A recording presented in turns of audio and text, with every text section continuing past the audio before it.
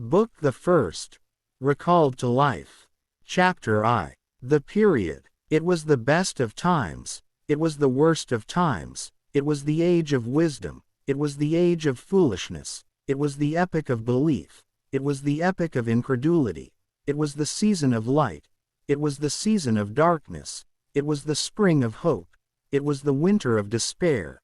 We had everything before us. We had nothing before us. We were all going direct to heaven. We were all going direct the other way. In short, the period was so far like the present period, that some of its noisiest authorities insisted on its being received, for good or for evil, in the superlative degree of comparison only. There were a king with a large jaw and a queen with a plain face, on the throne of England. There were a king with a large jaw and a queen with a fair face, on the throne of France. In both countries it was clearer than crystal to the lords of the state preserves of loaves and fishes, that things in general were settled forever. It was the year of our Lord 1775. Spiritual revelations were conceded to England at that favored period, as at this.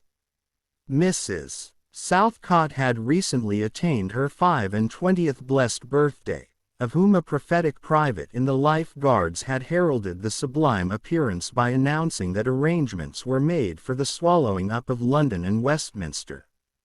Even the Cock Lane ghost had been laid only a round dozen of years, after rapping out its messages, as the spirits of this very year last past, supernaturally deficient in originality, rapped out theirs.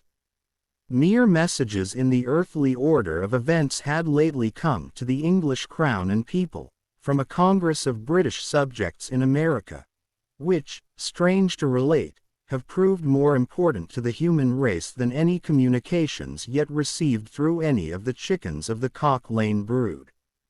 France, less favored on the whole as to matters spiritual than her sister of the Shield and Trident, rolled with exceeding smoothness downhill, making paper money and spending it. Under the guidance of her Christian pastors, she entertained herself, besides, with such humane achievements as sentencing a youth to have his hands cut off, his tongue torn out with pincers, and his body burned alive, because he had not kneeled down in the rain to do honor to a dirty procession of monks which passed within his view, at a distance of some 50 or 60 yards. It is likely enough that, rooted in the woods of France and Norway, there were growing trees, when that sufferer was put to death, already marked by the woodman, fate, to come down and be sawn into boards, to make a certain movable framework with a sack and a knife in it, terrible in history. It is likely enough that in the rough outhouses of some tillers of the heavy lands adjacent to Paris, there were sheltered from the weather that very day, rude carts, bespattered with rustic mire, snuffed about by pigs, and roosted in by poultry, which the farmer, Death, had already set apart to be his tumbrils of the Revolution. But that woodman and that farmer, though they work unceasingly, work silently, and no one heard them as they went about with muffled tread, the rather, forasmuch as to entertain any suspicion that they were awake, was to be atheistical and traitorous. In England, there was scarcely an amount of order and protection to justify much national boasting. Daring burglaries by armed men, and highway robberies, took place in the capital itself every night.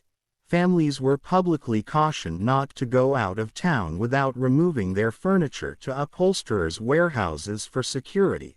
The highwayman in the dark was a city tradesman in the light, and, being recognized and challenged by his fellow tradesmen whom he stopped in his character of the captain, gallantly shot him through the head and rode away.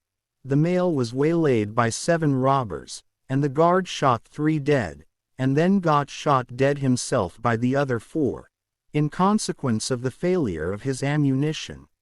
After which the mail was robbed in peace. That magnificent potentate, the Lord Mayor of London, was made to stand and deliver on Turnham Green, by one highwayman, who despoiled the illustrious creature in sight of all his retinue. Prisoners in London jails fought battles with their turnkeys, and the majesty of the law fired blunderbusses in among them, loaded with rounds of shot and ball. Thieves snipped off diamond crosses from the necks of noble lords at court drawing rooms. Musketeers went into street Giles's to search for contraband goods, and the mob fired on the musketeers, and the musketeers fired on the mob, and nobody thought any of these occurrences much out of the common way. In the midst of them, the hangman, ever busy and ever worse than useless, was in constant requisition, now stringing up long rows of miscellaneous criminals, now hanging a housebreaker on Saturday who had been taken on Tuesday, now burning people in the hand at Newgate by the dozen, and now burning pamphlets at the door of Westminster Hall. Today, taking the life of an atrocious murderer, and tomorrow of a wretched pilferer who had robbed a farmer's boy of sixpence. All these things, and 1,000 like them, came to pass in and close upon the dear old year 1775. Environed by them, while the woodman and the farmer worked unheeded, those two of the large jaws, and those other two of the plain and the fair faces, trod with stir enough, and carried their divine rights with a high hand. Thus did the year 1775 conduct their greatnesses, and myriads of small creatures, the creatures of this chronicle among the rest, along the roads that lay before them. Chapter 2. The Mail. It was the Dover road that lay, on a Friday night late in November, before the first of the persons with whom this history has business. The Dover road lay, as to him, beyond the Dover Mail, as it lumbered up Shooter's Hill.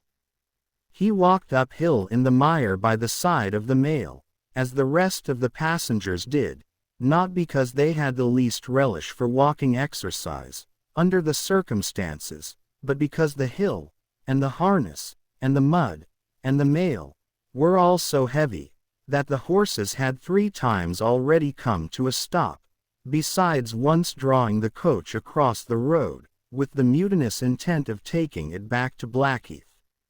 Reins and whip and coachman and guard, however, in combination, had read that article of war which forbade a purpose otherwise strongly in favor of the argument, that some brute animals are endued with reason, and the team had capitulated and returned to their duty. With drooping heads and tremulous tails, they mashed their way through the thick mud, floundering and stumbling between whiles, as if they were falling to pieces at the larger joints. As often as the driver rested them and brought them to a stand, with a wary, "Wo-ho! So-ho then," the near leader violently shook his head and everything upon it, like an unusually emphatic horse, denying that the coach could be got up the hill. Whenever the leader made this rattle, the passenger started, as a nervous passenger might, and was disturbed in mind. There was a steaming mist in all the hollows, and it had roamed in its forlornness up the hill, like an evil spirit, seeking rest and finding none.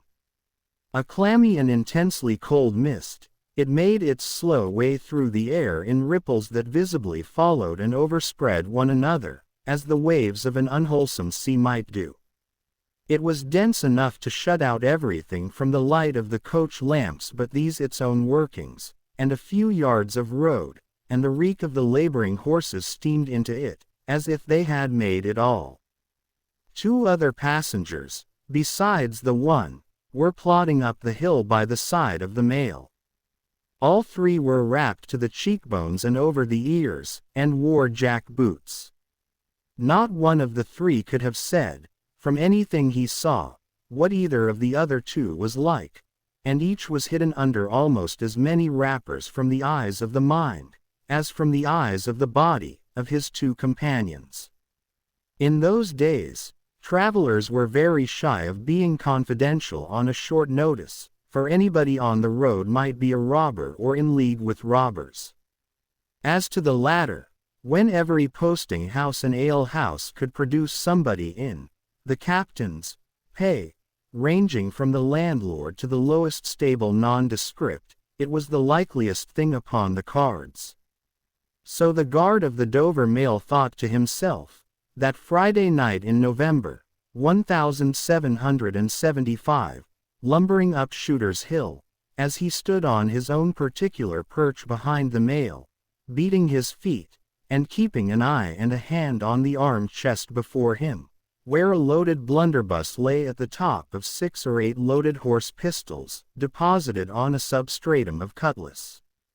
The Dover Mail was in its usual genial position that the guard suspected the passengers suspected one another, and the guard, they all suspected everybody else, and the coachman was sure of nothing but the horses, as to which cattle he could with a clear conscience have taken his oath on the 2 testaments that they were not fit for the journey. "Whoa ho," said the coachman. "So, then, one more pull and you're at the top, and be damned to you, for I have had trouble enough to get you to it, Joe." "Halloa," the guard replied. "What o'clock do you make it, Joe?" 10 minutes. Good, past 11. "My blood," ejaculated the vexed coachman, "and not atop of Shooters yet. Tst. Yaw. Get on with you." The emphatic horse, cut short by the whip in a most decided negative, made a decided scramble for it, and the 3 other horses followed suit. Once more, the Dover Mail struggled on, with the jack boots of its passengers squashing along by its side. They had stopped when the coach stopped, and they kept close company with it. If any one of the 3 had had the hardihood to propose to another to walk on a little ahead into the mist and darkness, he would have put himself in a fair way of getting shot instantly as a highwayman. The last burst carried the mail to the summit of the hill. The horses stopped to breathe again, and the guard got down to skid the wheel for the descent, and opened the coach door to let the passengers in. "Tst. Joe," cried the coachman in a warning voice, looking down from his box. "What do you say, Tom?" They both listened. "I say a horse at a canter coming up, Joe." "I say a horse at a gallop, Tom," returned the guard, leaving his hold of the door, and mounting nimbly to his place. "Gentlemen, in the King's name, all of you." With this hurried adjuration, he cocked his blunderbuss, and stood on the offensive. The passenger booked by this history was on the coach step, getting in. The 2 other passengers were close behind him, and about to follow. He remained on the step, half in the coach and half out of. They remained in the road below him. They all looked from the coachman to the guard, and from the guard to the coachman, and listened. The coachman looked back and the guard looked back, and even the emphatic leader pricked up his ears and looked back, without contradicting. The stillness consequent on the cessation of the rumbling and laboring of the coach, added to the stillness of the night, made it very quiet indeed. The panting of the horses communicated a tremulous motion to the coach, as if it were in a state of agitation. The hearts of the passengers beat loud enough perhaps to be heard, but at any rate, the quiet pause was audibly expressive of people out of breath, and holding the breath, and having the pulses quickened by expectation. The sound of a horse at a gallop came fast and furiously up the hill. "So ho!" the guard sang out, as loud as he could roar. "Yo there! Stand! I shall fire!" The pace was suddenly checked, and, with much splashing and floundering, a man's voice called from the mist, "Is that the Dover Mail?" "Never you mind what it is," the guard retorted. "What are you? Is that the Dover Mail? Why do you want to know?" "I want a passenger, if it is." "What passenger?" "Mr. Jarvis Lorry." Our booked passenger showed in a moment that it was his name. The guard, the coachman, and the 2 other passengers eyed him distrustfully. Keep where you are, the guard called to the voice in the mist, because, if I should make a mistake, it could never be set right in your lifetime. Gentlemen of the name of Lorry, answer straight. What is the matter? Asked the passenger. Then, with mildly quavering speech. Who wants me? Is it Jerry? I don't like Jerry's voice. If it is Jerry, growled the guard to himself. He's hoarser than suits me, is Jerry. Yes, Mr. Lorry. What is the matter? A dispatch sent after you from over yonder. T. and Company. I know this messenger, guard, said Mr. Lorry, getting down into the road, assisted from behind more swiftly than politely by the other two passengers, who immediately scrambled into the coach, shut the door, and pulled up the window. He may come close. There's nothing wrong. I hope there ain't, but I can't make so nation sure of that, said the guard, in gruff soliloquy. Hello you. Well, and hello you, said Jerry, more hoarsely than before. Chapter 3. The Night Shadows. A wonderful fact to reflect upon, that every human creature is constituted to be that profound secret and mystery to every other. A solemn consideration, when I enter a great city by night, that every one of those darkly clustered houses encloses its own secret, that every room in every one of them encloses its own secret, that every beating heart in the hundreds of thousands of breasts there, is, in some of its imaginings, a secret to the heart nearest it. Something of the awfulness, even of death itself, is referable to this. No more can I turn the leaves of this dear book that I loved, and vainly hope in time to read it all. No more can I look into the depths of this unfathomable water, wherein, as momentary lights glanced into it, I have had glimpses of buried treasure and other things submerged. It was appointed that the book should shut with a spring, forever and forever, when I had read but a page. It was appointed that the water should be locked in an eternal frost, when the light was playing on its surface, and I stood in ignorance on the shore. My friend is dead, my neighbor is dead, my love, the darling of my soul, is dead. It is the inexorable consolidation and perpetuation of the secret that was always in that individuality, and which I shall carry in mind to my life's end. In any of the burial places of this city through which I pass, is there a sleeper more inscrutable than its busy inhabitants are, in their innermost personality, to me, or than I am to them? As to this, his natural and not to be alienated inheritance, the messenger on horseback had exactly the same possessions as the king, the first minister of state, or the richest merchant in London. So with the three passengers shut up in the narrow compass of one lumbering old mail coach, they were mysteries to one another, as complete as if each had been in his own coach and six, or his own coach and 60, with the breadth of a county between him and the next. The messenger rode back at an easy trot, stopping pretty often at ale-houses by the way to drink, but evincing a tendency to keep his own counsel, and to keep his hat cocked over his eyes. He had eyes that assorted very well with that decoration, being of a surface black, with no depth in the color or form, and much too near together, as if they were afraid of being found out in something, singly, if they kept too far apart. They had a sinister expression, under an old cocked hat like a three-cornered spittoon, and over a great muffler for the chin and throat, which descended nearly to the wearer's knees. When he stopped for drink, he moved this muffler with his left hand, only while he poured his liquor in with his right. As soon as that was done, he muffled again. "No, Jerry, no," said the messenger, harping on one theme as he rode. "It wouldn't do for you, Jerry.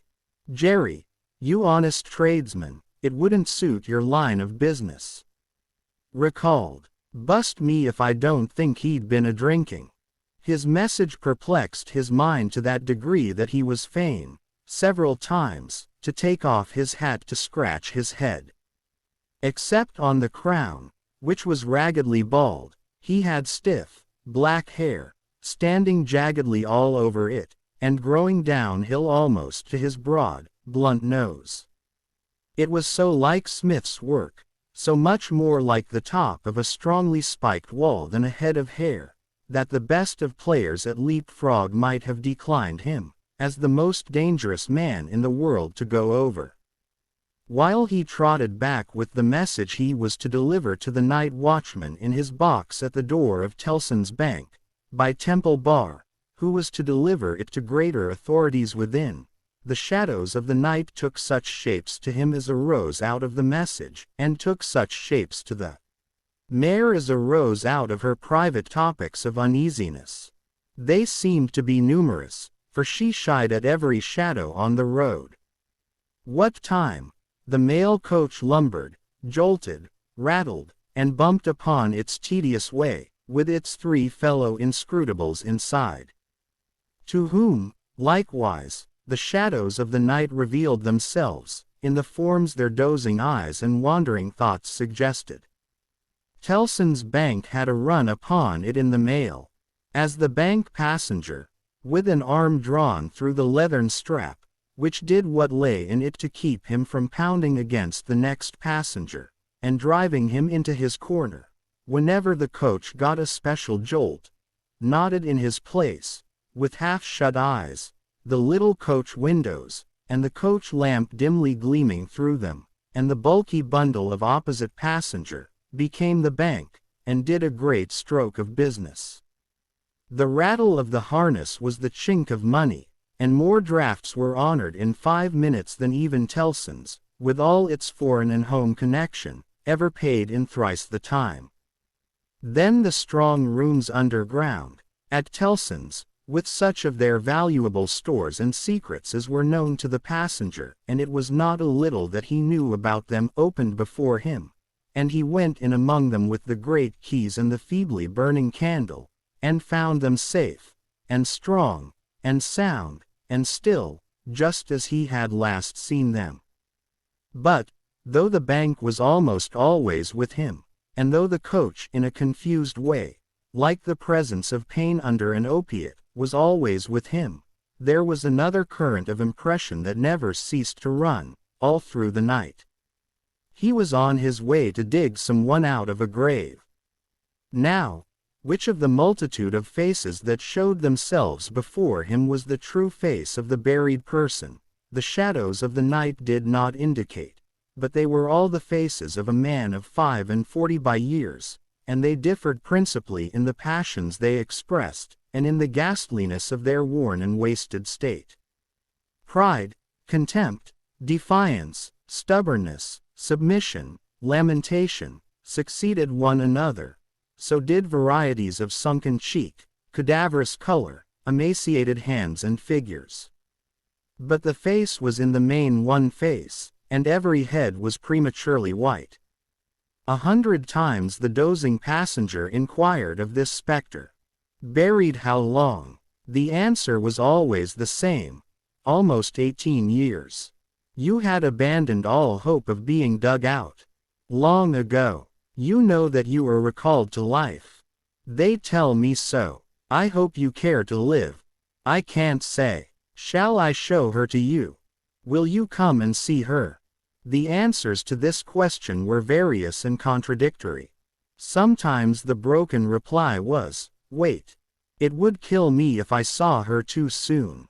Sometimes, it was given in a tender rain of tears, and then it was, "Take me to her." Sometimes it was staring and bewildered, and then it was, "I don't know her. I don't understand." After such imaginary discourse, the passenger in his fancy would dig, and dig, dig, now with a spade, now with a great key, now with his hands, to dig this wretched creature out. Got out at last, with earth hanging about his face and hair, he would suddenly fan away to dust. The passenger would then start to himself, and lower the window, to get the reality of mist and rain on his cheek. Yet even when his eyes were opened on the mist and rain, on the moving patch of light from the lamps, and the hedge at the roadside retreating by jerks, the night shadows outside the coach would fall into the train of the night shadows within. The real banking house by Temple Bar, the real business of the past day, the real strong rooms, the real express sent after him, and the real message returned, would all be there. Out of the midst of them, the ghostly face would rise, and he would accost it again. Buried how long? Almost 18 years. I hope you care to live. I can't say. Dig, dig, dig, until an impatient movement from one of the two passengers would admonish him to pull up the window, draw his arm securely through the leathern strap, and speculate upon the two slumbering forms, until his mind lost its hold of them, and they again slid away into the bank and the grave. Buried how long? Almost 18 years. You had abandoned all hope of being dug out. Long ago. The words were still in his hearing as just spoken, distinctly in his hearing as ever spoken words had been in his life, when the weary passenger started to the consciousness of daylight, and found that the shadows of the night were gone. He lowered the window, and looked out at the rising sun. There was a ridge of plowed land, with a plow upon it where it had been left last night when the horses were unyoked. Beyond, a quiet coppice wood, in which many leaves of burning red and golden yellow still remained upon the trees. Though the earth was cold and wet, the sky was clear, and the sun rose bright, placid, and beautiful. 18 years, said the passenger, looking at the sun. Gracious Creator of day, to be buried alive for 18 years. Chapter IV. The Preparation. When the mail got successfully to Dover, in the course of the forenoon, the head drawer at the Royal George Hotel opened the coach door as his custom was. He did it with some flourish of ceremony, for a mail journey from London in winter was an achievement to congratulate an adventurous traveler upon. By that time, there was only one adventurous traveler left to be congratulated, for the two others had been set down at their respective roadside destinations. The mildewy inside of the coach, with its damp and dirty straw, its disagreeable smell, and its obscurity, was rather like a larger dog kennel. Mr. Lorry, the passenger, shaking himself out of it in chains of straw, a tangle of shaggy wrapper, flapping hat, and muddy legs, was rather like a larger sort of dog. There will be a packet to Calais, tomorrow, drawer. Yes, sir, if the weather holds and the wind sets tolerable fair. The tide will serve pretty nicely at about 2 in the afternoon, sir. Bed, sir. I shall not go to bed till night, but I want a bedroom, and a barber. And then breakfast, sir. Yes, sir. That way, sir, if you please. Show Concord. Gentleman's valise and hot water to Concord. Pull off gentleman's boots in Concord. You will find a fine sea coal fire, sir. Fetch barber to Concord. Stir about there, now, for Concord. The Concord bed chamber being always assigned to a passenger by the mail, and passengers by the mail being always heavily wrapped up from head to foot, the room had the odd interest for the establishment of the Royal George, that although but one kind of man was seen to go into it, all kinds and varieties of men came out of it.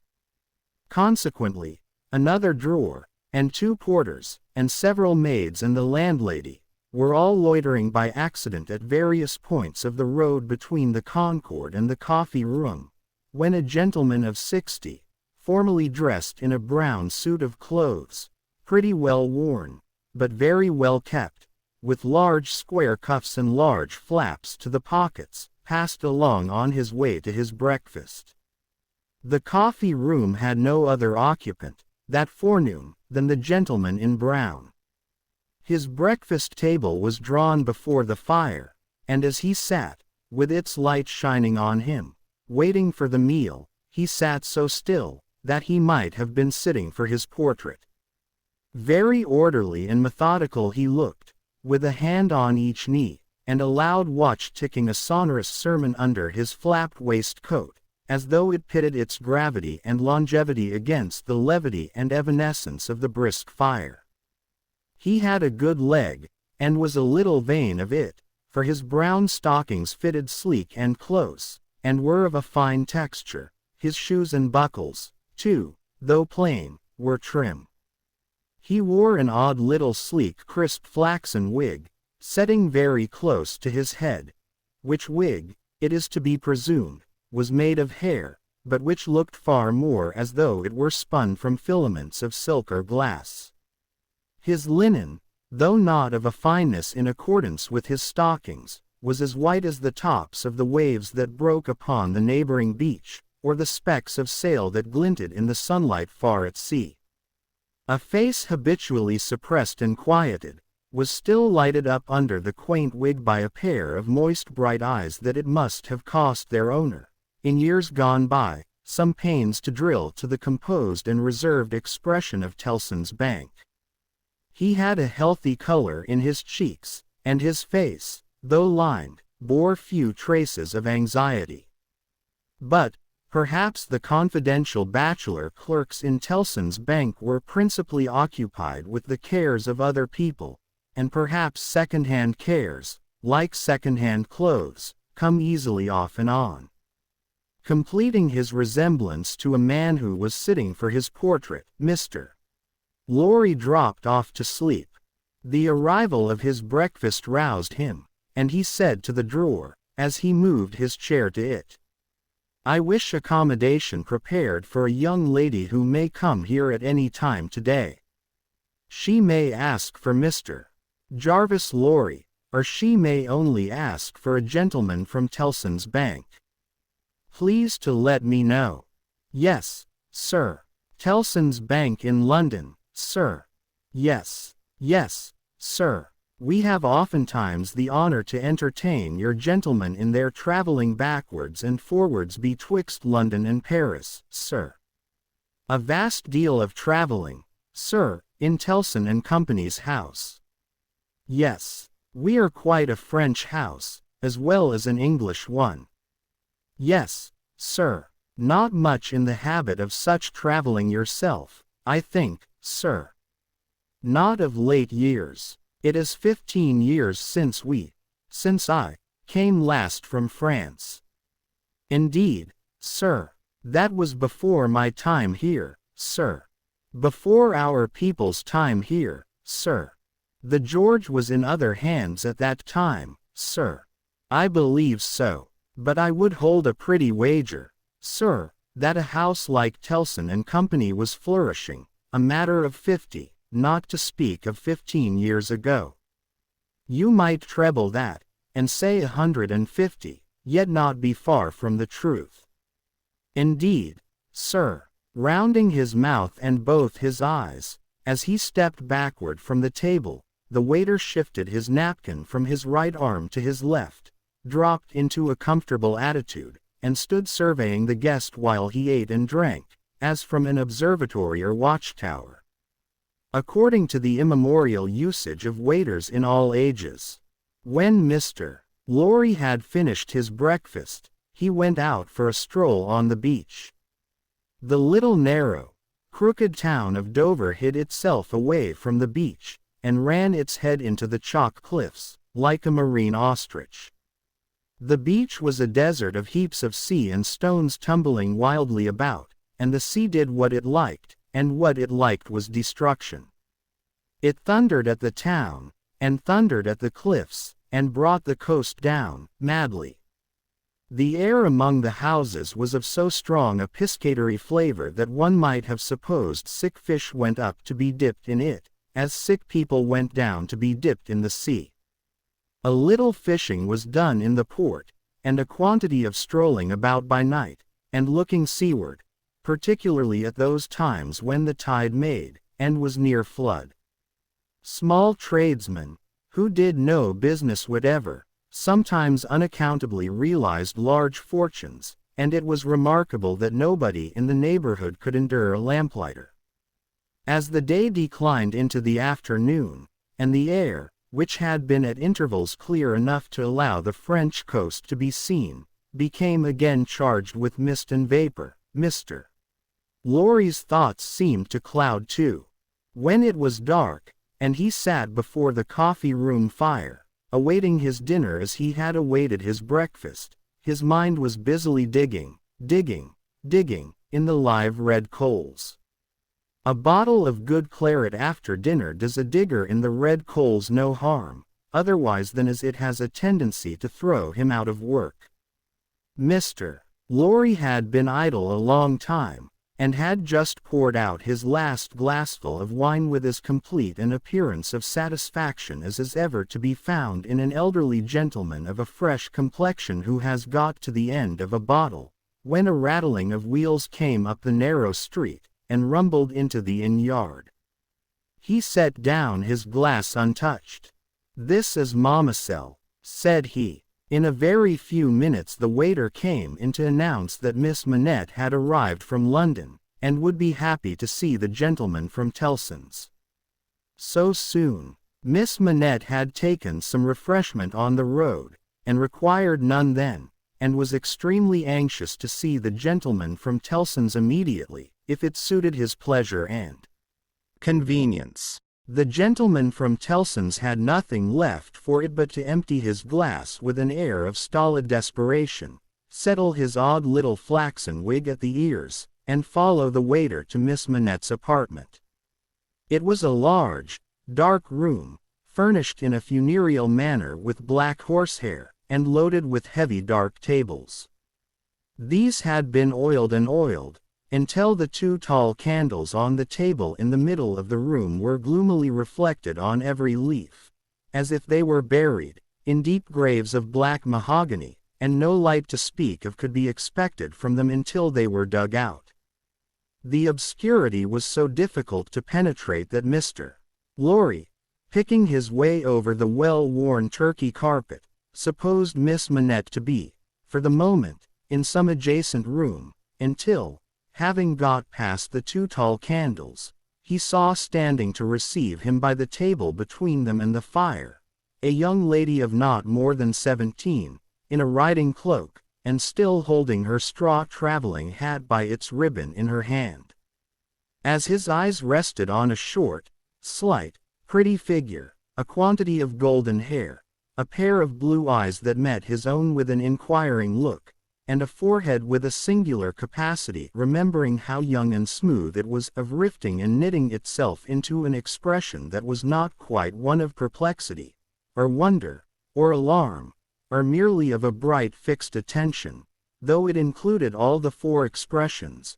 As his eyes rested on these things, a sudden vivid likeness passed before him, of a child whom he had held in his arms on the passage across that very channel, one cold time, when the hail drifted heavily and the sea ran high.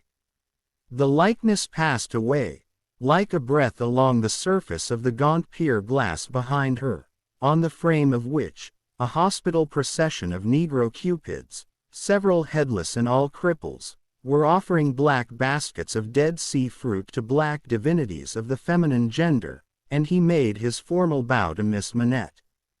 "Pray take a seat, sir," in a very clear and pleasant young voice, a little foreign in its accent, but a very little indeed. "I kiss your hand, miss," said Mr. Lorry, with the manners of an earlier date, as he made his formal bow again, and took his seat.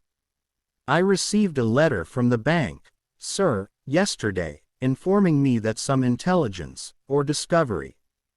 The word is not material, miss, either word will do.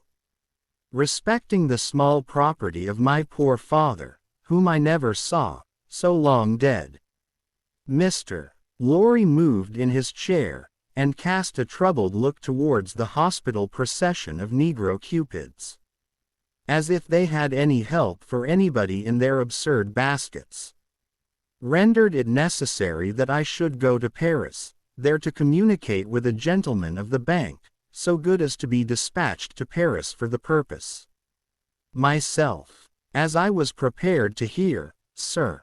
She curtsied to him. Young ladies made curtsies in those days, with a pretty desire to convey to him that she felt how much older and wiser he was than she.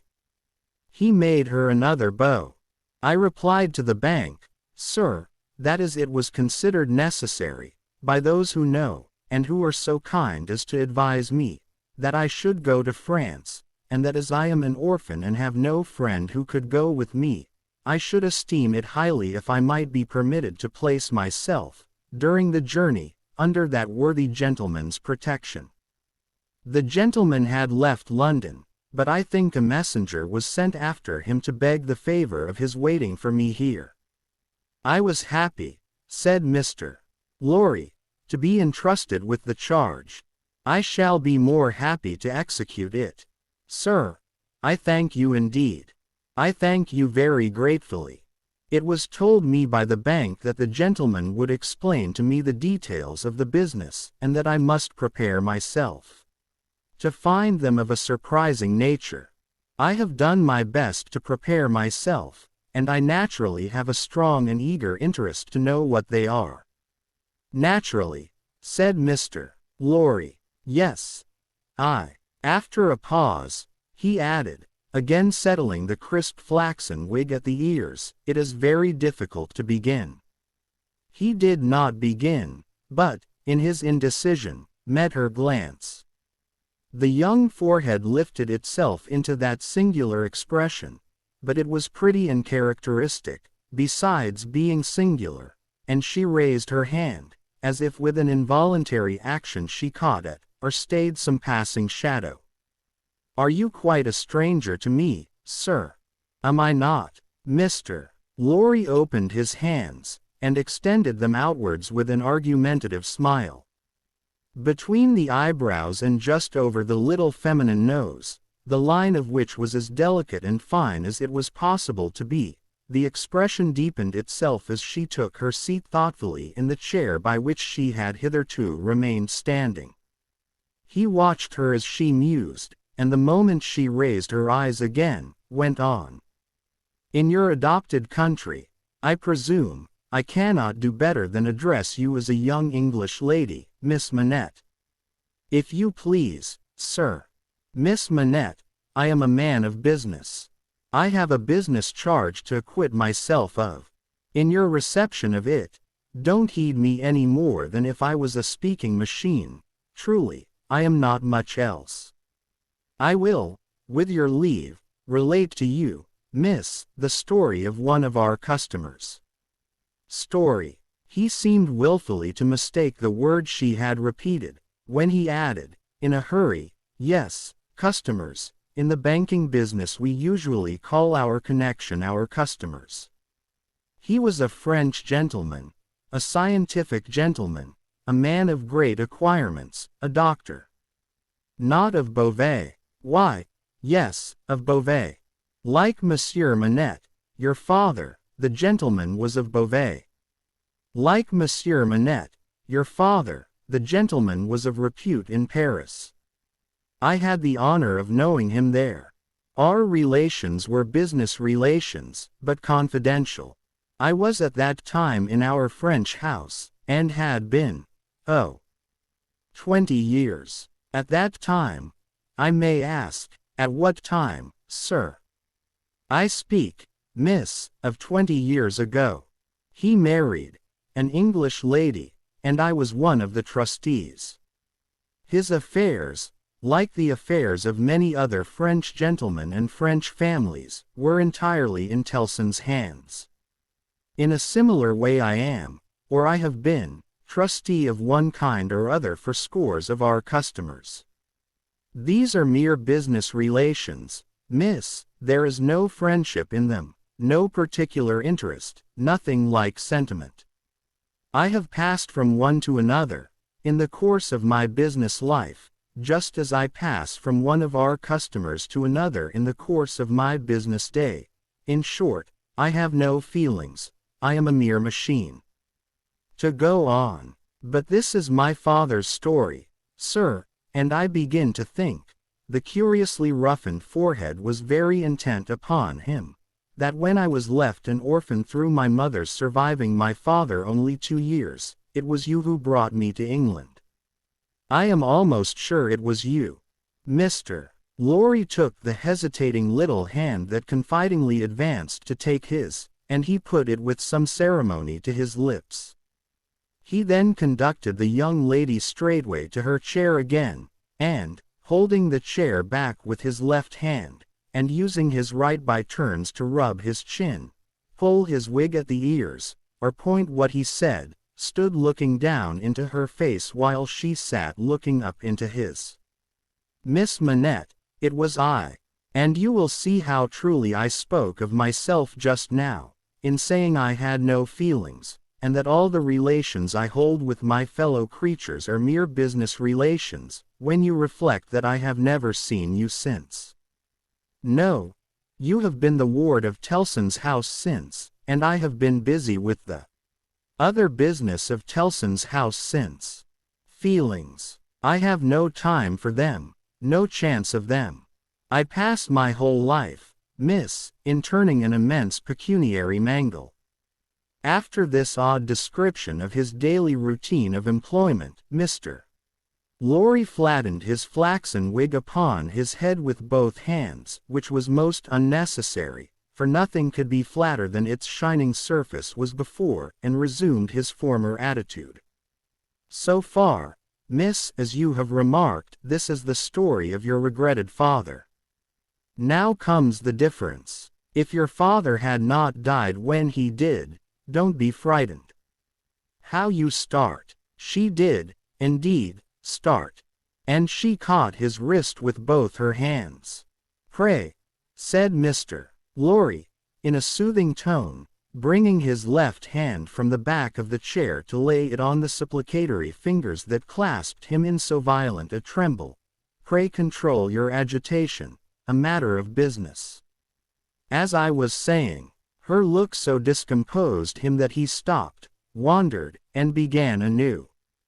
"As I was saying, if Monsieur Manette had not died, if he had suddenly and silently disappeared, if he had been spirited away, if it had not been difficult to guess to what dreadful place, though no art could trace him, if he had an enemy in some compatriot who could exercise a privilege that I in my own time have known the boldest people afraid to speak of in a whisper, across the water there, for instance, the privilege of filling up blank forms for the consignment of any one to the oblivion of a prison for any length of time, if his wife had implored the king, the queen, the court, the clergy, for any tidings of him, and all quite in vain, then the history of your father would have been the history of this unfortunate gentleman, the doctor of Beauvais. I entreat you to tell me more, sir. I will. I am going to. You can bear it. I can bear anything but the uncertainty you leave me in at this moment. You speak collectedly, and you are collected. That's good." Though his manner was less satisfied than his words. "A matter of business. Regard it as a matter of business, business that must be done. Now if this doctor's wife, though a lady of great courage and spirit, had suffered so intensely from this cause before her little child was born. The little child was a daughter, sir. A daughter. A matter of business. Don't be distressed. Miss, if the poor lady had suffered so intensely before her little child was born, that she came to the determination of sparing the poor child the inheritance of any part of the agony she had known the pains of, by rearing her in the belief that her father was dead. No, don't kneel. In heaven's name, why should you kneel to me? For the truth. Oh dear, good, compassionate sir, for the truth. A matter of business. You confuse me, and how can I transact business if I am confused? Let us be clear-headed. If you could kindly mention now, for instance, what 9 times 9pence are, or how many shillings in 20 guineas, it would be so encouraging. I should be so much more at my ease about your state of mind." Without directly answering to this appeal, she sat so still when he had very gently raised her, and the hands that had not ceased to clasp his wrists were so much more steady than they had been, that she communicated some reassurance to Mr. Jarvis Lorry. "That's right, that's right. Courage. Business. You have business before you, useful business. Miss Manette, your mother took this course with you. And when she died, I believe broken-hearted, having never slackened her unavailing search for your father, she left you, at 2 years old, to grow to be blooming, beautiful, and happy, without the dark cloud upon you of living in uncertainty whether your father soon wore his heart out in prison, or wasted there through many lingering years." As he said the words he looked down, with an admiring pity, on the flowing golden hair, as if he pictured to himself that it might have been already tinged with gray. "You know that your parents had no great possession, and that what they had was secured to your mother and to you. There has been no new discovery, of money, or of any other property, but—" He felt his wrist held closer, and he stopped. The expression in the forehead, which had so particularly attracted his notice, and which was now immovable, had deepened into one of pain and horror. "But he has been found. He is alive, greatly changed. It is too probable, almost a wreck. It is possible, though we will hope the best. Still, alive. Your father has been taken to the house of an old servant in Paris, and we are going there. I, to identify him if I can. You, to restore him to life, love, duty, rest, comfort."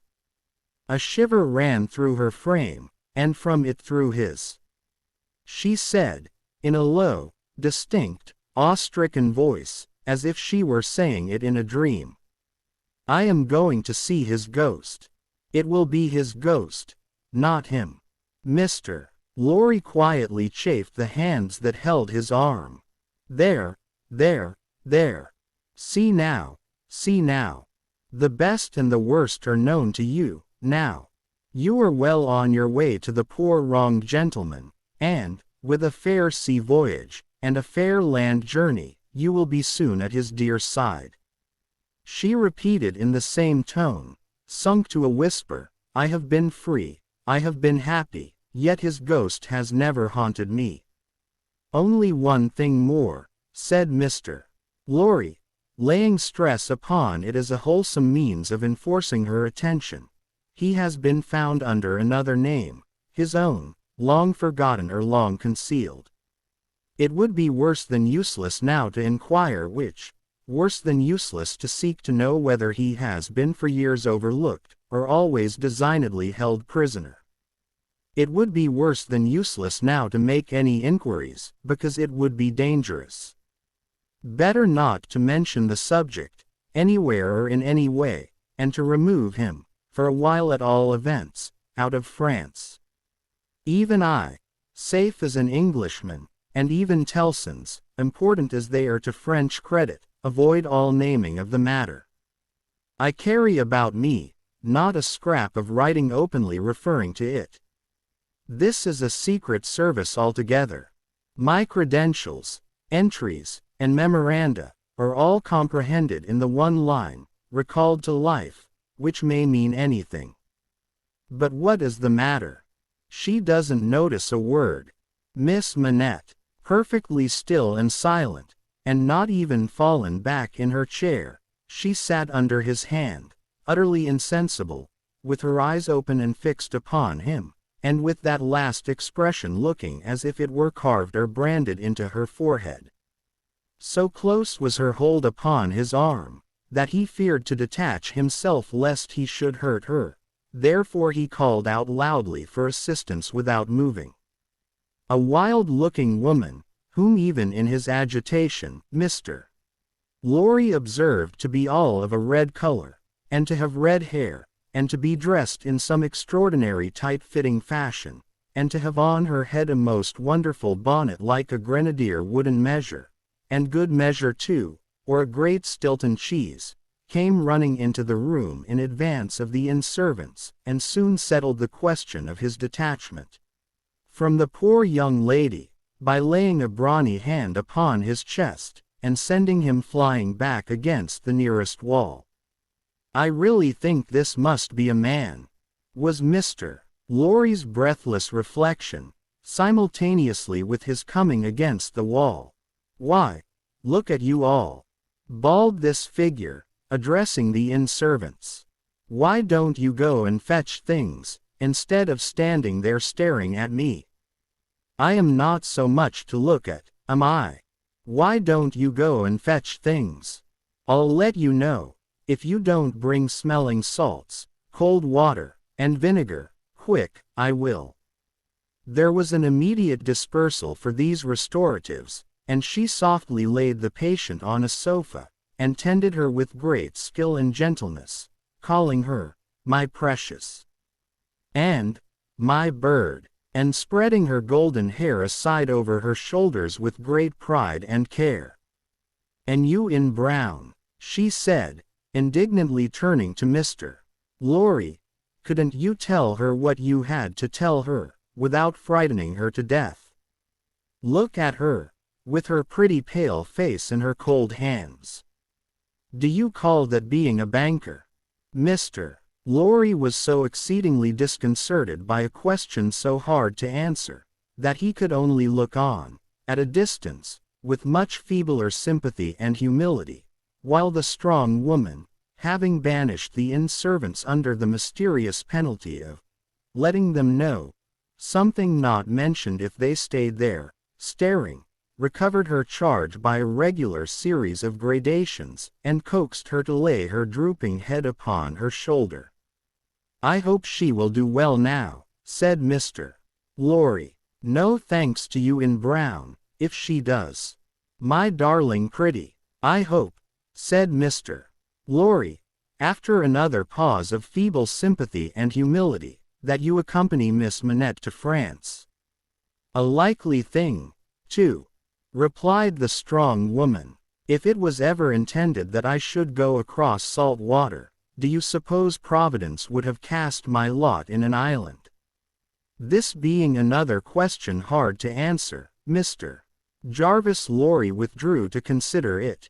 Chapter V. The Wine Shop. A large cask of wine had been dropped and broken, in the street. The accident had happened in getting it out of a cart. The cask had tumbled out with a run, the hoops had burst, and it lay on the stones just outside the door of the wine shop, shattered like a walnut shell. All the people within reach had suspended their business, or their idleness, to run to the spot and drink the wine. The rough, irregular stones of the street, pointing every way, and designed, one might have thought, expressly to lame all living creatures that approached them, had dammed it into little pools. These were surrounded, each by its own jostling group or crowd, according to its size. Some men kneeled down, made scoops of their 2 hands joined, and sipped, or tried to help women, who bent over their shoulders, to sip, before the wine had all run out between their fingers. Others, men and women, dipped in the puddles with little mugs of mutilated earthenware, or even with handkerchiefs from women's heads, which were squeezed dry into infants' mouths. Others made small mud embankments, to stem the wine as it ran. Others, directed by lookers-on up at high windows, darted here and there, to cut off little streams of wine that started away in new directions.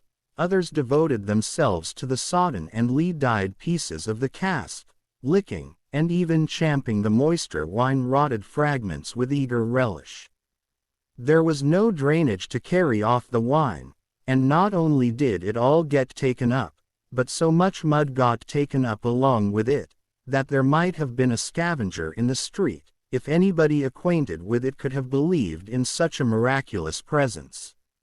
A shrill sound of laughter and of amused voices, voices of men, women, and children, resounded in the street while this wine game lasted. There was little roughness in the sport, and much playfulness.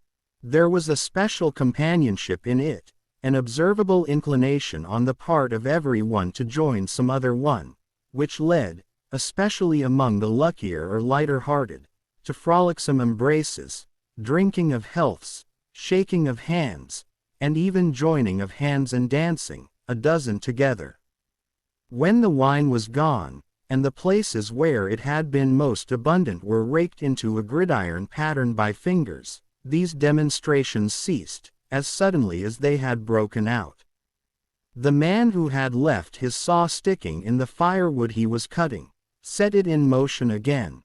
The women who had left on a doorstep the little pot of hot ashes, at which she had been trying to soften the pain in her own starved fingers and toes, or in those of her child, returned to it.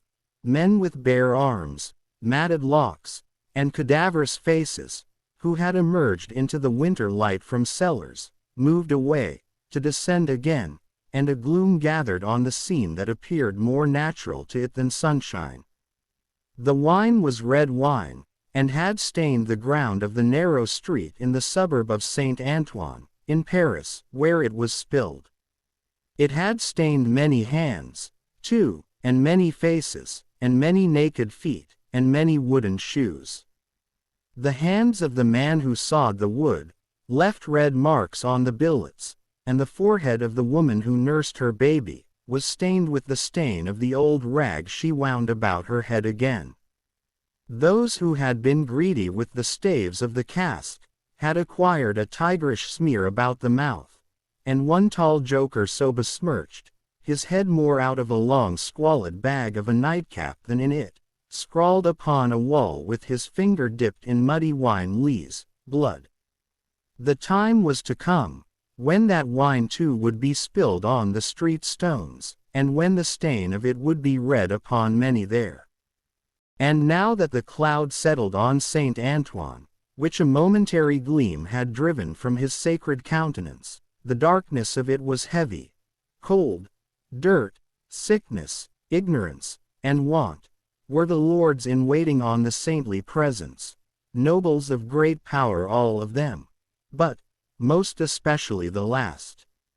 Samples of a people that had undergone a terrible grinding and regrinding in the mill, and certainly not in the fabulous mill which ground old people young, shivered at every corner, passed in and out at every doorway, looked from every window, fluttered in every vestige of a garment that the wind shook. The mill which had worked them down was the mill that grinds young people old. The children had ancient faces and grave voices, and upon them, and upon the grown faces, and plowed into every furrow of age and coming up afresh, was the sigh, hunger. It was prevalent everywhere. Hunger was pushed out of the tall houses, in the wretched clothing that hung upon poles and lines. Hunger was patched into them with straw and rag and wood and paper. Hunger was repeated in every fragment of the small modicum of firewood that the man sawed off. Hunger stared down from the smokeless chimneys, and started up from the filthy street that had no offal, among its refuse, of anything to eat. Hunger was the inscription on the baker's shelves, written in every small loaf of his scanty stock of bad bread, at the sausage shop, in every dead dog preparation that was offered for sale. Hunger rattled its dry bones among the roasting chestnuts in the turned cylinder. Hunger was shred into atomics in every farthing porringer of husky chips of potato, fried with some reluctant drops of oil. Its abiding place was in all things fitted to it. A narrow winding street, full of offense and stench, with other narrow winding streets diverging, all peopled by rags and nightcaps, and all smelling of rags and nightcaps, and all visible things with a brooding look upon them that looked ill. In the hunted air of the people there was yet some wild beast thought of the possibility of turning at bay. Depressed and slinking though they were, eyes of fire were not wanting among them, nor compressed lips, white with what they suppressed, nor foreheads knitted into the likeness of the gallows rope they mused about enduring, or inflicting. The trade signs, and they were almost as many as the shops, were all grim illustrations of want. The butcher and the porkman painted up only the leanest scrags of meat, the baker the coarsest of meager loaves. The people rudely pictured as drinking in the wine shops, croaked over their scanty measures of thin wine and beer, and were gloweringly confidential together. Nothing was represented in a flourishing condition, save tools and weapons, but the cutler's knives and axes were sharp and bright, the smith's hammers were heavy, and the gunmaker's stock was murderous. The crippling stones of the pavement, with their many little reservoirs of mud and water, had no footways, but broke off abruptly at the doors. The kennel, to make amends, ran down the middle of the street, when it ran at all, which was only after heavy rains, and then it ran, by many eccentric fits, into the houses. Across the streets, at wide intervals, one clumsy lamp was slung by a rope and pulley. At night, when the lamplighter had let these down, and lighted, and hoisted them again, a feeble grove of dim wicks swung in a sickly manner overhead, as if they were at sea. Indeed they were at sea, and the ship and crew were in peril of tempest. For the time was to come, when the gaunt scarecrows of that region should have watched the lamplighter, in their idleness and hunger, so long, as to conceive the idea of improving on his method, and hauling up men by those ropes and pulleys, to flare upon the darkness of their condition. But the time was not come yet, and every wind that blew over France shook the rags of the scarecrows in vain, for the birds, fine of song and feather, took no warning.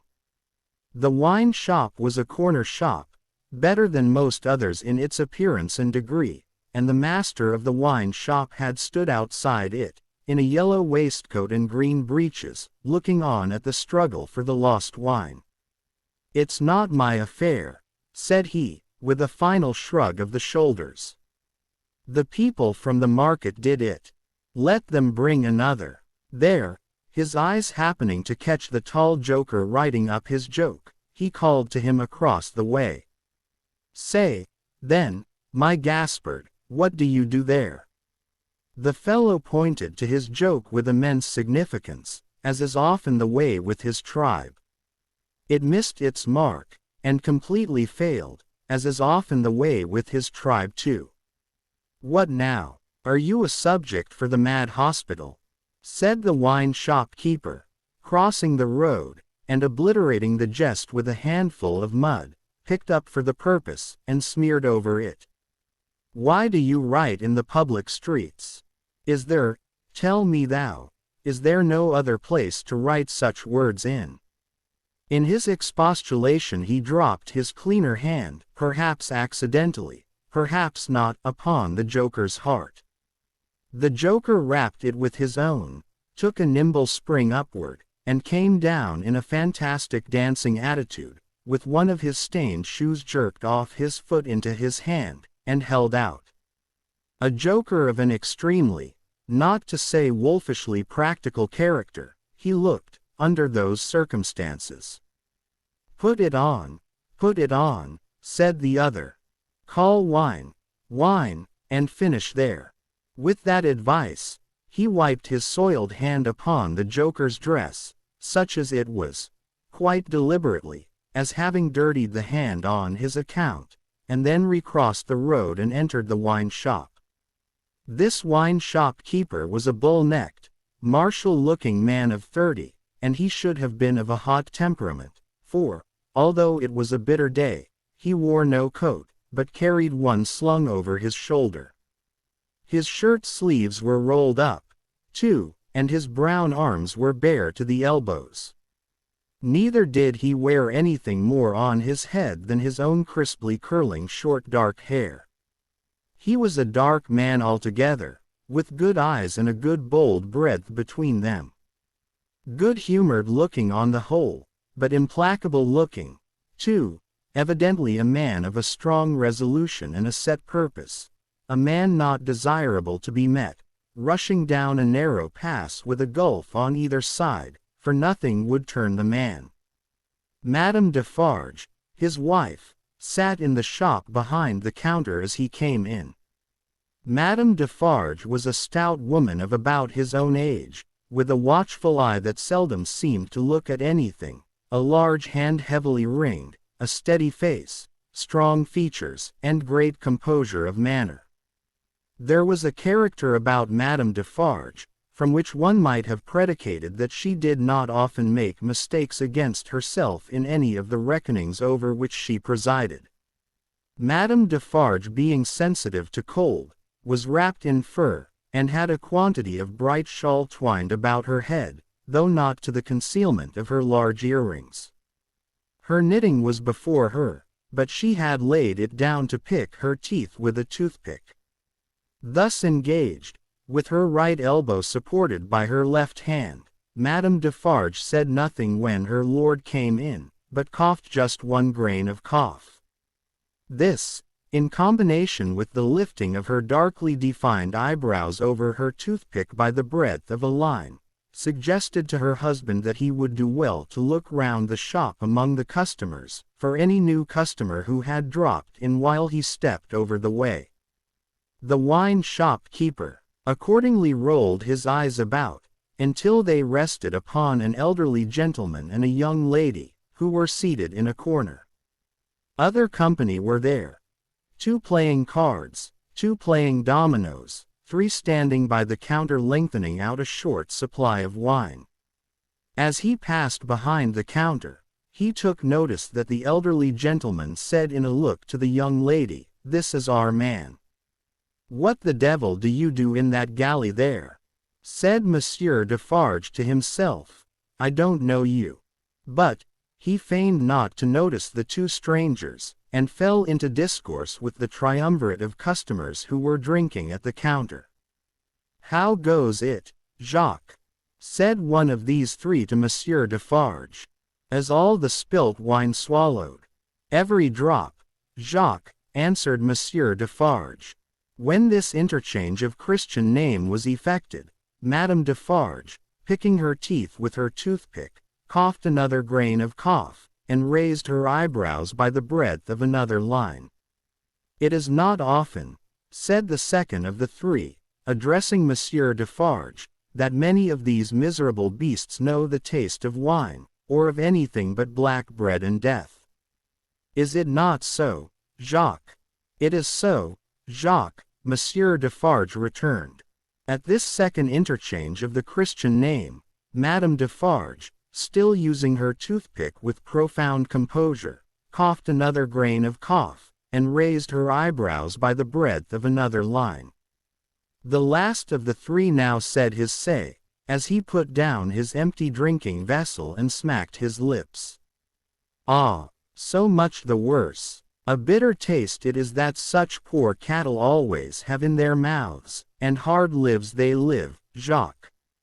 Am I right, Jacques?" "You are right, Jacques," was the response of Monsieur Defarge. This third interchange of the Christian name was completed at the moment when Madame Defarge put her toothpick by, kept her eyebrows up, and slightly rustled in her seat. "Hold then. True," muttered her husband. "Gentlemen, my wife." The 3 customers pulled off their hats to Madame Defarge, with 3 flourishes. She acknowledged their homage by bending her head, and giving them a quick look. Then she glanced in a casual manner round the wine shop, took up her knitting with great apparent calmness and repose of spirit, and became absorbed in it. "Gentlemen," said her husband, who had kept his bright eye observantly upon her, "good day. The chamber, furnished bachelor fashion, that you wished to see, and were inquiring for when I stepped out, is on the 5th floor. The doorway of the staircase gives on the little courtyard close to the left here," pointing with his hand, "near to the window of my establishment. But, now that I remember, one of you has already been there, and can show the way." Gentlemen, adieu. They paid for their wine, and left the place. The eyes of Monsieur Defarge were studying his wife at her knitting when the elderly gentleman advanced from his corner, and begged the favor of a word. Willingly, sir, said Monsieur Defarge, and quietly stepped with him to the door. Their conference was very short, but very decided. Almost at the first word, Monsieur Defarge started and became deeply attentive. It had not lasted a minute, when he nodded and went out. The gentleman then beckoned to the young lady, and they, too, went out. Madame Defarge knitted with nimble fingers and steady eyebrows, and saw nothing. Mr. Jarvis Lorry and Miss Manette, emerging from the wine shop thus, joined Monsieur Defarge in the doorway to which he had directed his own company just before. It opened from a stinking little black courtyard, and was the general public entrance to a great pile of houses, inhabited by a great number of people. In the gloomy tile-paved entry to the gloomy tile-paved staircase, Monsieur Defarge bent down on one knee to the child of his old master, and put her hand to his lips. It was a gentle action, but not at all gently done. A very remarkable transformation had come over him in a few seconds. He had no good humor in his face, nor any openness of aspect left, but had become a secret, angry, dangerous man. It is very high, it is a little difficult. Better to begin slowly. Thus, Monsieur Defarge, in a stern voice, to Mr. Lorry, as they began ascending the stairs. Is he alone? The latter whispered. Alone. God help him. Who should be with him? Said the other, in the same low voice. Is he always alone, then? Yes. Of his own desire. Of his own necessity. As he was, when I first saw him after they found me and demanded to know if I would take him, and, at my peril be discreet. As he was then, so he is now. He is greatly changed. Changed. The keeper of the wine shop stopped to strike the wall with his hand, and mutter a tremendous curse. No direct answer could have been half so forcible. Mr. Lorry's spirits grew heavier and heavier, as he and his two companions ascended higher and higher. Such a staircase, with its accessories, in the older and more crowded parts of Paris, would be bad enough now, but, at that time, it was vile indeed to unaccustomed and unhardened senses. Every little habitation within the great foul nest of one high building, that is to say, the room or rooms within every door that opened on the general staircase, left its own heap of refuse on its own landing, besides flinging other refuse from its own windows. The uncontrollable and hopeless mass of decomposition so engendered, would have polluted the air, even if poverty and deprivation had not loaded it with their intangible impurities. The two bad sources combined made it almost insupportable. Through such an atmosphere, by a steep dark shaft of dirt and poison, the way lay.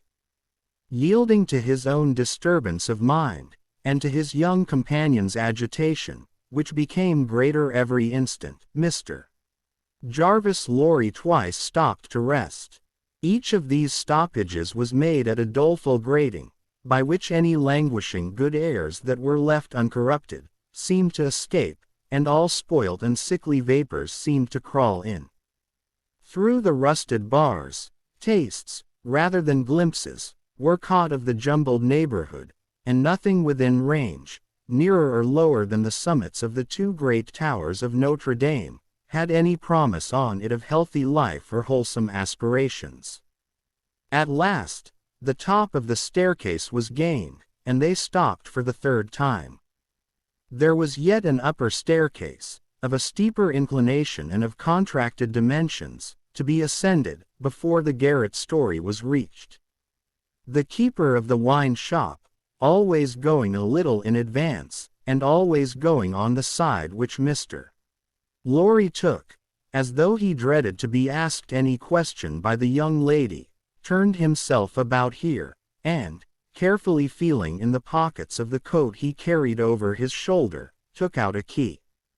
"The door is locked then, my friend," said Mr. Lorry, surprised.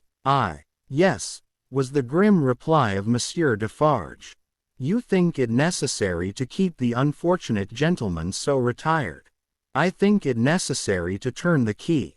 Monsieur Defarge whispered it closer in his ear, and frowned heavily. Why?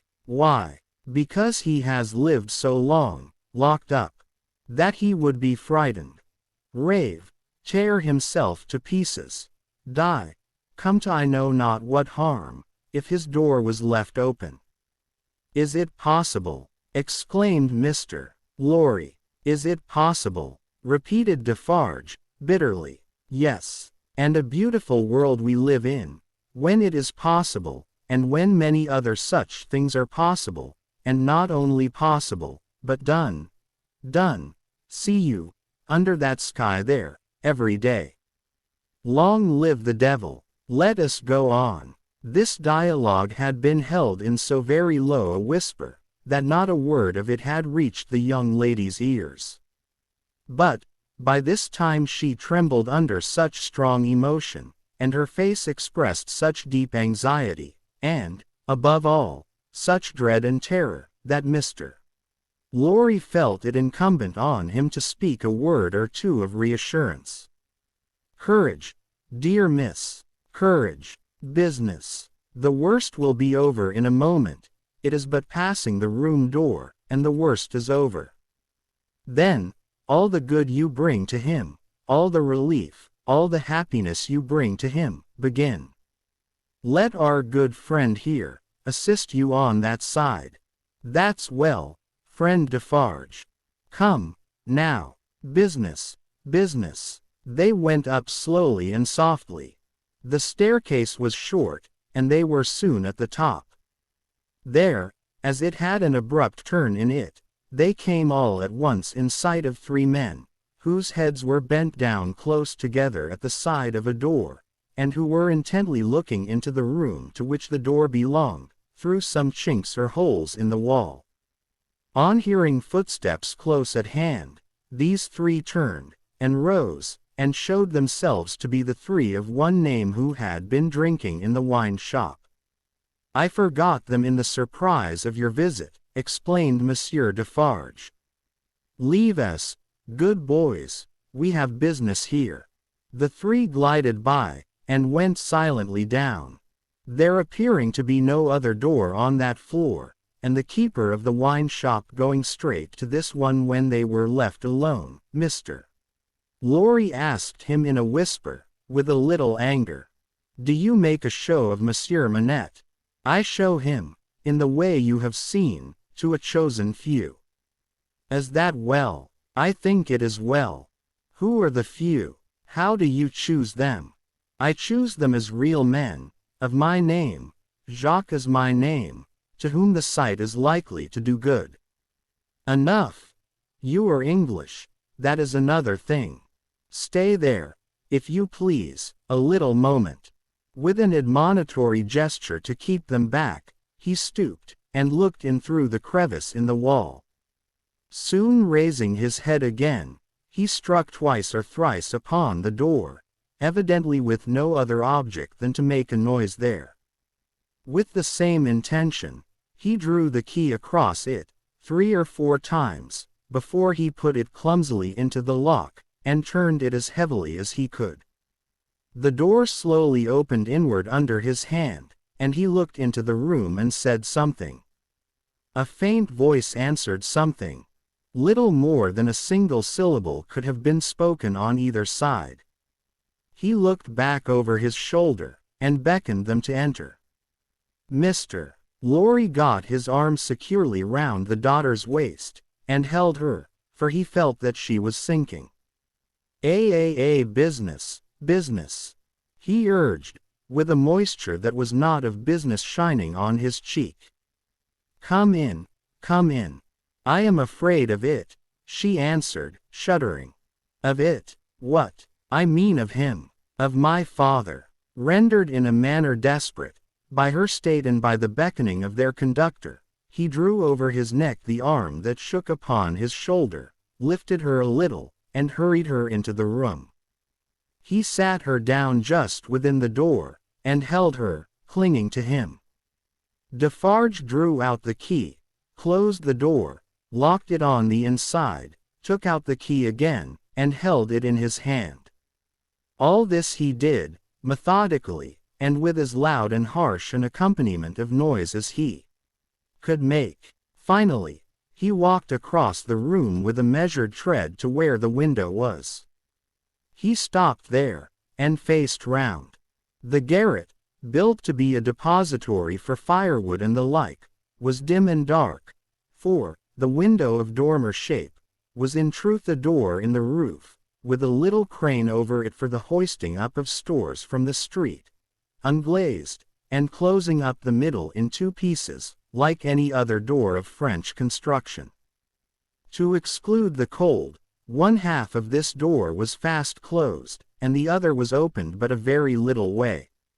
Such a scanty portion of light was admitted through these means, that it was difficult, on first coming in, to see anything, and long habit alone could have slowly formed in any one the ability to do any work requiring nicety in such obscurity. Yet, work of that kind was being done in the garret, for, with his back towards the door, and his face towards the window where the keeper of the wine shop stood looking at him, a white-haired man sat on a low bench, stooping forward and very busy, making shoes. Chapter V. The Shoemaker. "Good day," said Monsieur Defarge, looking down at the white head that bent low over the shoemaking. It was raised for a moment, and a very faint voice responded to the salutation, as if it were at a distance. "Good day. You are still hard at work, I see." After a long silence, the head was lifted for another moment, and the voice replied, "Yes, I am working." This time, a pair of haggard eyes had looked at the questioner, before the face had dropped again. The faintness of the voice was pitiable and dreadful. It was not the faintness of physical weakness, though confinement and hard fare no doubt had their part in it. Its deplorable peculiarity was, that it was the faintness of solitude and disuse. It was like the last feeble echo of a sound made long and long ago. So entirely had it lost the life and resonance of the human voice, that it affected the senses like a once beautiful color faded away into a poor weak stain. So sunken and suppressed it was, that it was like a voice underground.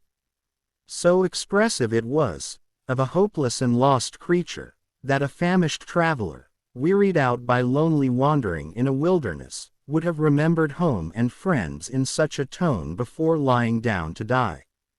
Some minutes of silent work had passed, and the haggard eyes had looked up again, not with any interest or curiosity, but with a dull mechanical perception, beforehand, that the spot where the only visitor they were aware of had stood, was not yet empty. "I want," said Defarge, who had not removed his gaze from the shoemaker, "to let in a little more light here." "You can bear a little more." The shoemaker stopped his work, looked with a vacant air of listening, at the floor on one side of him, then similarly, at the floor on the other side of him, then, upward at the speaker. "What did you say? You can bear a little more light." "I must bear it, if you let it in." Laying the palest shadow of a stress upon the second word. The opened half-door was opened a little further, and secured at that angle for the time. A broad ray of light fell into the garret, and showed the workman with an unfinished shoe upon his lap, pausing in his labor. His few common tools and various scraps of leather were at his feet and on his bench. He had a white beard, raggedly cut, but not very long, a hollow face, and exceedingly bright eyes. The hollowness and thinness of his face would have caused them to look large, under his yet dark eyebrows and his confused white hair, though they had been really otherwise, but they were naturally large, and looked unnaturally so. His yellow rags of shirt lay open at the throat, and showed his body to be withered and worn. He, and his old canvas frock, and his loose stockings, and all his poor tatters of clothes, had, in a long seclusion from direct light and air, faded down to such a dull uniformity of parchment yellow, that it would have been hard to say which was which. He had put up a hand between his eyes and the light, and the very bones of it seemed transparent. So he sat, with a steadfastly vacant gaze, pausing in his work. He never looked at the figure before him, without first looking down on this side of himself, then on that, as if he had lost the habit of associating place with sound. He never spoke, without first wandering in this manner, and forgetting to speak. "Are you going to finish that pair of shoes today?" asked Defarge, motioning to Mr. Lorry to come forward. "What did you say? Do you mean to finish that pair of shoes today?" "I can't say that I mean to. I suppose so. I don't know." But the question reminded him of his work, and he bent over it again. Mr. Lorry came silently forward, leaving the daughter by the door. When he had stood, for a minute or two, by the side of Defarge, the shoemaker looked up. He showed no surprise at seeing another figure, but the unsteady fingers of one of his hands strayed to his lips as he looked at it. His lips and his nails were of the same pale lead color, and then the hand dropped to his work, and he once more bent over the shoe. The look and the action had occupied but an instant. "You have a visitor, you see," said Monsieur Defarge.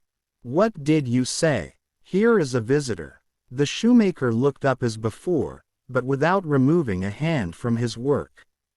"Come," said Defarge. "Here is Monsieur, who knows a well-made shoe when he sees one. Show him that shoe you are working at. Take it, Monsieur." Mr. Lorry took it in his hand. "Tell Monsieur what kind of shoe it is, and the maker's name." There was a longer pause than usual, before the shoemaker replied.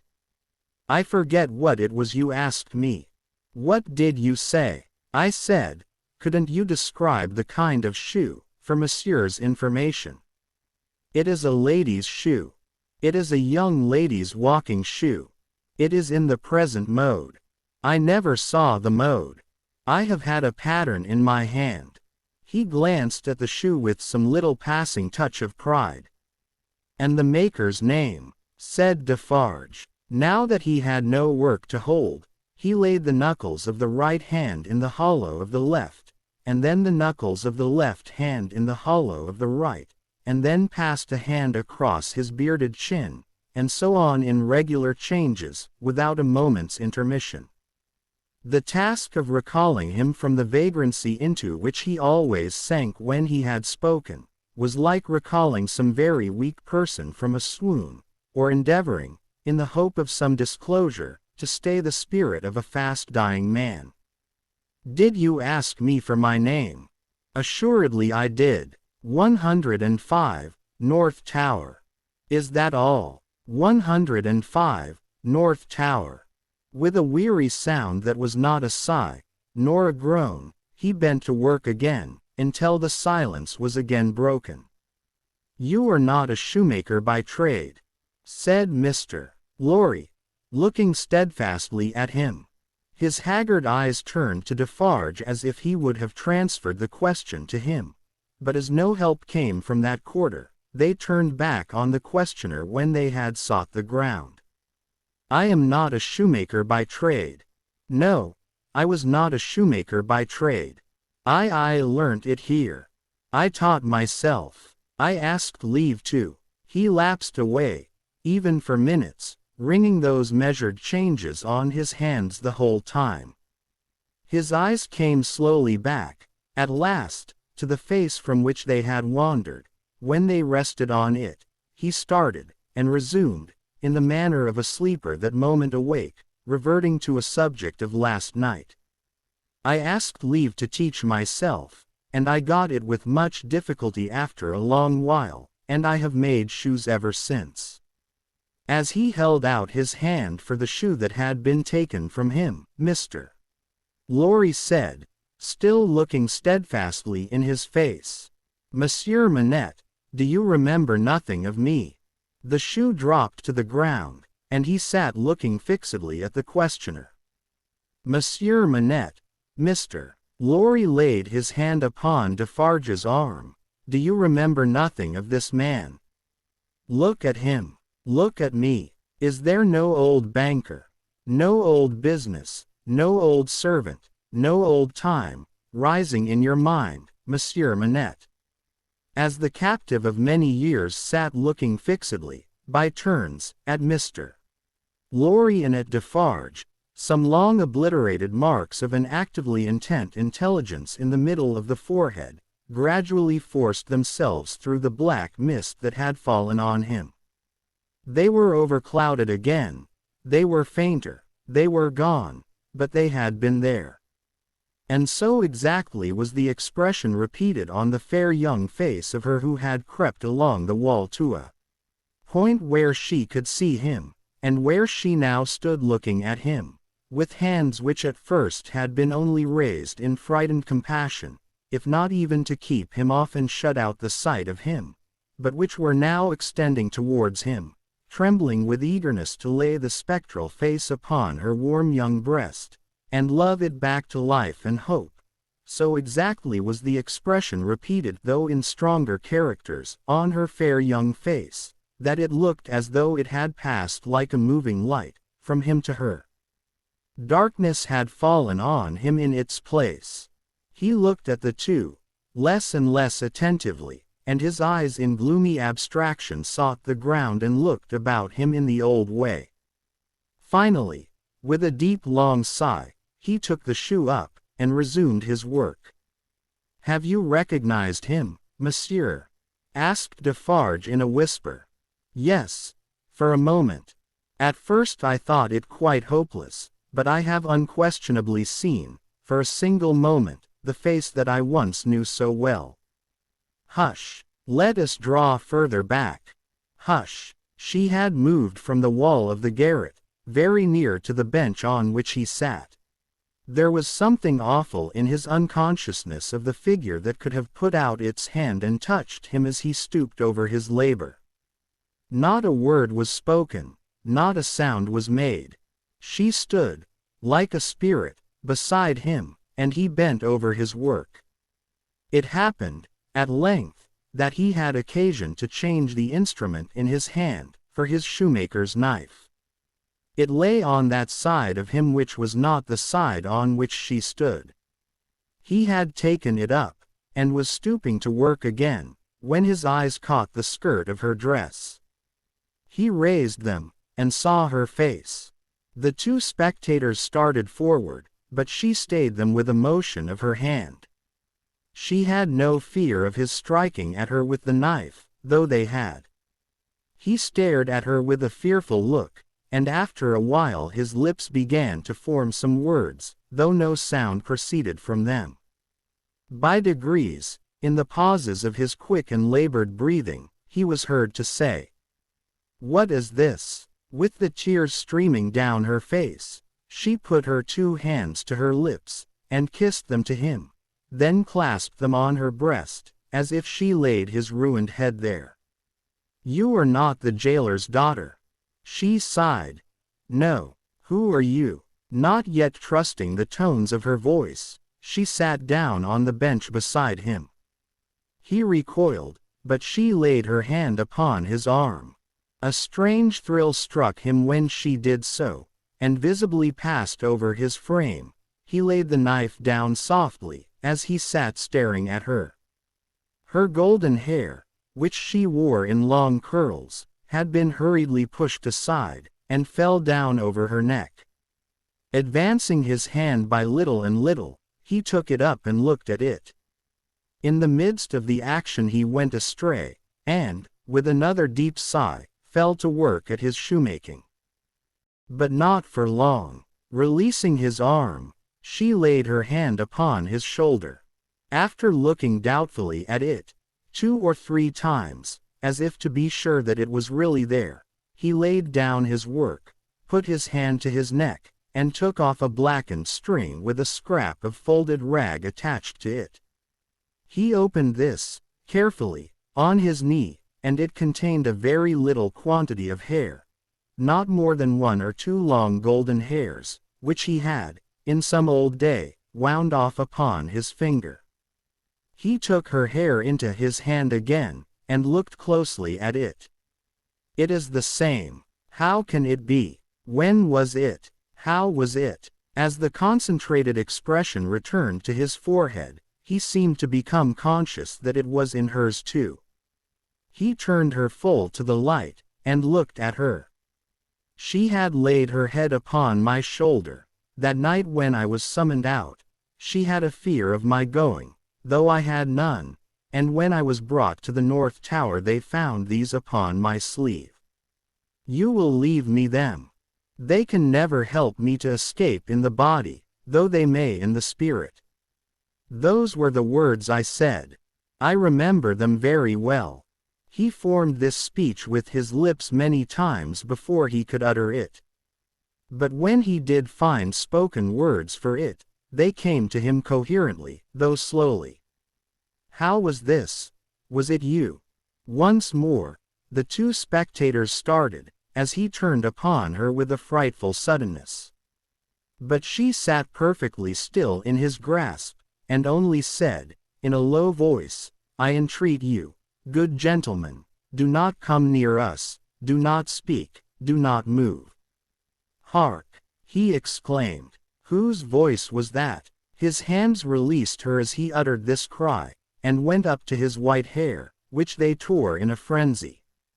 It died out, as everything but his shoemaking did die out of him, and he refolded his little packet and tried to secure it in his breast, but he still looked at her, and gloomily shook his head. No, no, no, you are too young, too blooming. It can't be. See what the prisoner is. These are not the hands she knew, this is not the face she knew, this is not a voice she ever heard. No, no, she was, and he was, before the slow years of the North Tower, ages ago. What is your name, my gentle angel? Hailing his softened tone and manner, his daughter fell upon her knees before him, with her appealing hands upon his breast. Oh, sir, at another time you shall know my name, and who my mother was, and who my father, and how I never knew their hard history. But I cannot tell you at this time, and I cannot tell you here. All that I may tell you, here and now, is, that I pray to you to touch me and to bless me. Kiss me, kiss me. Oh my dear, my dear.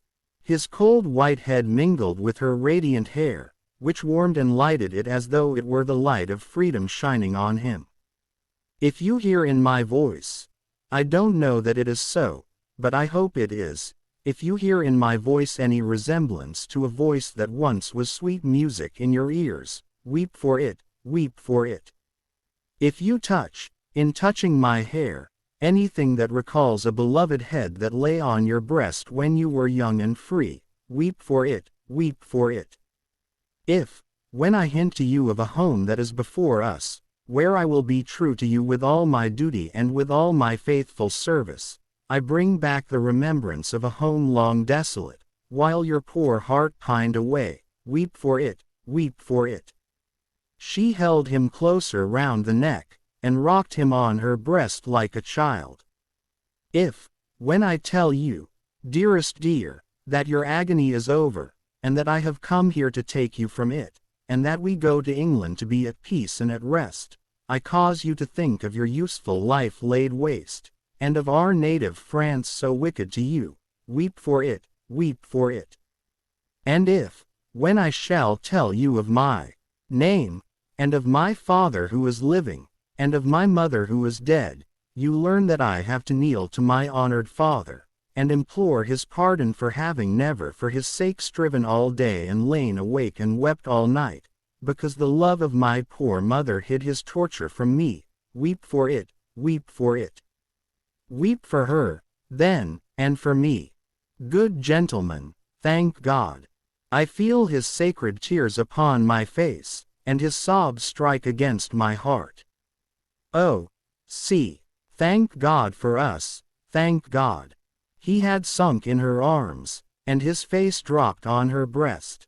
A sight so touching, yet so terrible in the tremendous wrong and suffering which had gone before it, that the two beholders covered their faces. When the quiet of the garret had been long undisturbed, and his heaving breast and shaken form had long yielded to the calm that must follow all storms, emblem to humanity, of the rest and silence into which the storm called life must hush at last, they came forward to raise the father and daughter from the ground. He had gradually dropped to the floor, and lay there in a lethargy, worn out. She had nestled down with him, that his head might lie upon her arm, and her hair drooping over him curtained him from the light. If, without disturbing him, she said, raising her hand to Mr. Lorry as he stooped over them, after repeated blowings of his nose, all could be arranged for our leaving Paris at once, so that, from the very door, he could be taken away. But, consider, is he fit for the journey? Asked Mr. Lorry. More fit for that, I think, than to remain in this city, so dreadful to him. It is true, said Defarge, who was kneeling to look on and hear. More than that, Monsieur Manette is, for all reasons, best out of France. Say, shall I hire a carriage and post horses? That's business, said Mr. Lorry, resuming on the shortest notice his methodical manners, and if business is to be done, I had better do it. Then be so kind, urged Miss Manette, as to leave us here. You see how composed he has become, and you cannot be afraid to leave him with me now. Why should you be? If you will lock the door to secure us from interruption, I do not doubt that you will find him, when you come back, as quiet as you leave him. In any case, I will take care of him until you return, and then we will remove him straight. Both Mr. Lorry and Defarge were rather disinclined to this course, and in favor of one of them remaining. But, as there were not only carriage and horses to be seen to, but traveling papers, and as time pressed, for the day was drawing to an end, it came at last to their hastily dividing the business that was necessary to be done, and hurrying away to do it. Then, as the darkness closed in, the daughter laid her head down on the hard ground close at the father's side, and watched him. The darkness deepened and deepened, and they both lay quiet, until a light gleamed through the chinks in the wall. Mr. Lorry and Monsieur Defarge had made all ready for the journey, and had brought with them, besides traveling cloaks and wrappers, bread and meat, wine, and hot coffee. Monsieur Defarge put this provender, and the lamp he carried, on the shoemaker's bench. There was nothing else in the garret but a pallet bed, and he and Mr. Lorry roused the captive, and assisted him to his feet. No human intelligence could have read the mysteries of his mind, in the scared blank wonder of his face. Whether he knew what had happened, whether he recollected what they had said to him, whether he knew that he was free, were questions which no sagacity could have solved. They tried speaking to him, but he was so confused, and so very slow to answer, that they took fright at his bewilderment, and agreed for the time to tamper with him no more. He had a wild, lost manner of occasionally clasping his head in his hands, that had not been seen in him before, yet he had some pleasure in the mere sound of his daughter's voice, and invariably turned to it when she spoke.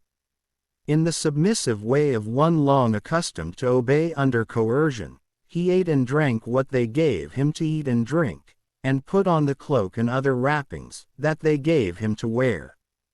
He readily responded to his daughter's drawing her arm through his, and took, and kept, her hand in both his own. They began to descend, Monsieur Defarge going first with the lamp, Mr. Lorry closing the little procession. They had not traversed many steps of the long main staircase when he stopped, and stared at the roof and round at the walls. "You remember the place, my father? You remember coming up here? What did you say?" But, before she could repeat the question, he murmured an answer as if she had repeated it. "Remember? No, I don't remember. It was so very long ago, that he had no recollection whatever of his having been brought from his prison to that house, was apparent to them. They heard him mutter, 105, North Tower, and when he looked about him, it evidently was for the strong fortress walls which had long encompassed him. On their reaching the courtyard he instinctively altered his tread, as being in expectation of a drawbridge, and when there was no drawbridge, and he saw the carriage waiting in the open street, he dropped his daughter's hand and clasped his head again. No crowd was about the door. No people were discernible at any of the many windows, not even a chance passerby was in the street. An unnatural silence and desertion reigned there. Only one soul was to be seen, and that was Madame Defarge, who leaned against the door-post, knitting, and saw nothing. The prisoner had got into a coach, and his daughter had followed him, when Mr. Lorry's feet were arrested on the step by his asking, miserably, for his shoemaking tools and the unfinished shoes. Madame Defarge immediately called to her husband that she would get them, and went, knitting, out of the lamplight, through the courtyard. She quickly brought them down and handed them in, and immediately afterwards leaned against the door-post, knitting, and saw nothing. Defarge got upon the box, and gave the word, to the barrier. The postilion cracked his whip, and they clattered away under the feeble over-swinging lamps. Under the over-swinging lamps, swinging ever brighter in the better streets, and ever dimmer in the worse, and by lighted shops, gay crowds, illuminated coffee houses, and theater doors, to one of the city gates. Soldiers with lanterns, at the guard-house there. "Your papers, travelers. See here then, Monsieur the officer," said Defarge, getting down, and taking him gravely apart. "These are the papers of Monsieur inside, with the white head. They were consigned to me, with him, at the—" He dropped his voice. There was a flutter among the military lanterns, and one of them being handed into the coach by an arm in uniform, the eyes connected with the arm looked, not an every day or an every night look, at Monsieur with the white head. "It is well. Forward. From the uniform. Adieu. From Defarge." And so, under a short grove of feebler and feebler over-swinging lamps, out under the great grove of stars, beneath that arch of unmoved and eternal lights, some, so remote from this little earth that the learned tell us it is doubtful whether their rays have even yet discovered it, as a point in space where anything is suffered or done, the shadows of the night were broad and black. All through the cold and restless interval, until dawn, they once more whispered in the ears of Mr. Jarvis Lorry, sitting opposite the buried man who had been dug out, and wondering what subtle powers were forever lost to him, and what were capable of restoration, the old inquiry, "I hope you care to be recalled to life?" And the old answer, "I can't say." The end of the first book.